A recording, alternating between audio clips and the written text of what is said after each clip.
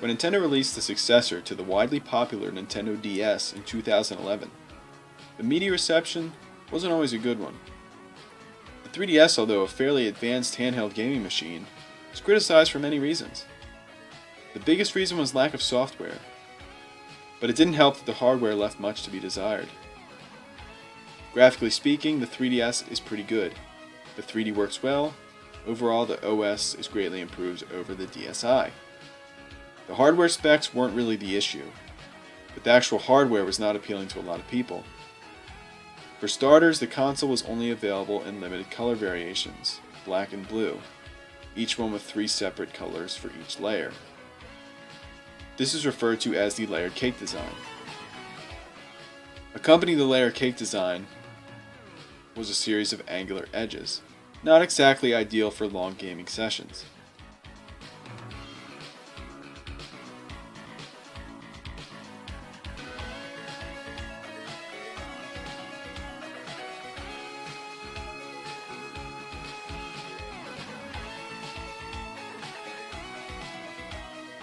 The hinge felt flimsy, the top display would get scratched by the bottom screen's raised bezel, and the D-pad start, select, and home buttons didn't feel right.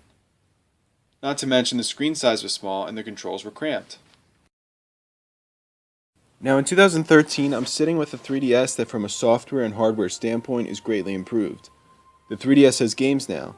From Fire Emblem Awakening to Monster Hunter 3 Ultimate and Luigi's Mansion Dark Moon, that is merely listing 3 titles that it's gotten in the last 2 months. As far as the XL goes, it takes all your favorite 3DS games and gives them new life on the 4.88-inch screen. And it's really something that needs to be seen to be believed.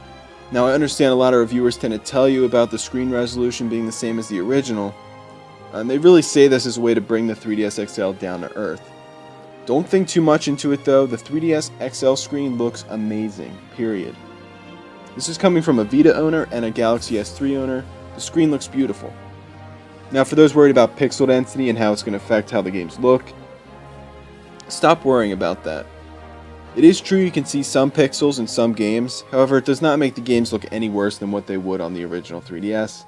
The 3DS XL is simply taking the image you are seeing on the original, it's just making it big. You are not seeing anything different, but it's on a larger scale. The games look much better on the 3DS XL, and the 3D effect is amazing.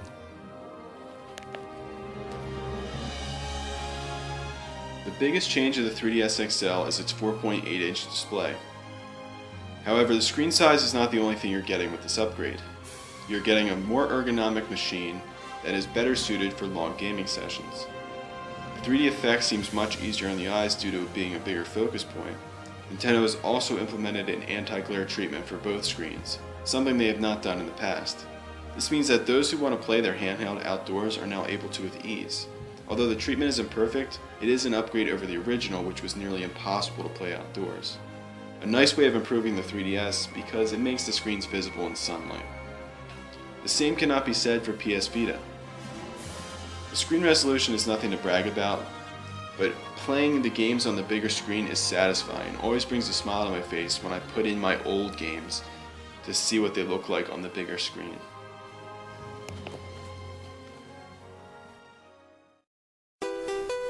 As far as hardware is concerned, the glossy fingerprint magnet finish of the original did not make a second appearance. Instead, the 3DS XL has a smooth matte finish on the outside and a soft matte finish on the inside. The materials were clearly much cheaper this time around, but together creates a more solid system than its predecessor. The battery cover on mine protrudes from the left side ever so slightly and is overly easy to take off. Despite that hiccup, the 3DS XL still feels like a premium handheld. Although most XLs seem to have a wobbling hinge, the hinge is greatly improved over the 3DS with 3 clickable angles. The infamous screen scratching has also appeared to have been fixed with the rubber bumpers above the 3D screen. The SD card slot and stylus have also been moved to the right hand side of the console. This provides easier access to both.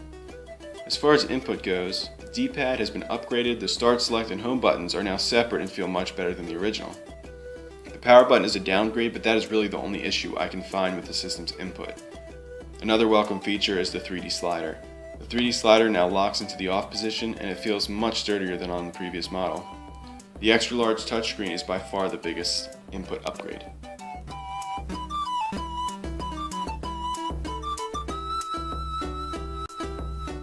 When talking about a Nintendo console or handheld, it's almost a given it's going to have backwards compatibility with the previous generation, and this holds true with both 3DS and the XL. However, a complaint of the original 3DS was the way they handled the screen resolution. Unfortunately, after my system transfer, my original 3DS will not let me play DS games without going to an error screen. However, for those of you that have an original 3DS, you're going to most likely know what I'm talking about. The original 3DS had two settings for DS games. One setting is to play it as is. This makes the games look stretched. But you could also play games in their native resolution by holding select while starting the game from the home screen. The game would look much sharper, however, the screen would be smaller than the original DS screens. The 3DS XL has the same thing going for it, but when holding select, the games will take more of a DS Lite size screen instead of a Game Boy Micro size screen of the original. DS games overall look great on the 3DS XL. Multimedia features remain the same on the 3DS XL. You still have your MP3 player and Netflix is still around, which will be much more enjoyable on the bigger screen. Do not expect higher quality cameras though. They are still the same ones that were on the original. When it comes to cameras, I don't consider them a negative point of the system. They are a bonus feature for augmented reality, face radars, and a couple different games, and it does that adequately.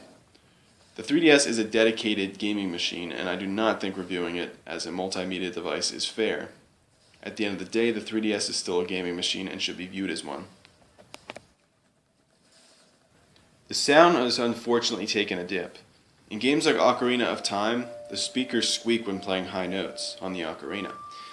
This isn't a huge issue and can be solved with headphones. The sound is still good, it just isn't quite as loud as the original. Overall, the 3DS XL is a great improvement over the original. With bigger screens, a better 3D experience, and rounded edges, the 3DS XL is the superior version of the platform. Though the size may appear to be an issue for some, it's not unwieldy and certainly still portable. If you have a 3DS and are curious about upgrading and have the funds to do so, I say go for it and you won't look back. If you don't own a 3DS at all, you are seriously running out of excuses not to buy one.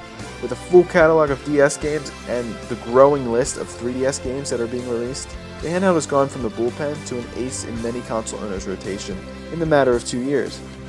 The verdict, pick one up for yourself. The 3DS XL is highly recommended by EFK. Please stand by for the full write-up of the review. For upcoming game reviews, let's plays, and video game commentary, subscribe to Eagle Flyer Cal.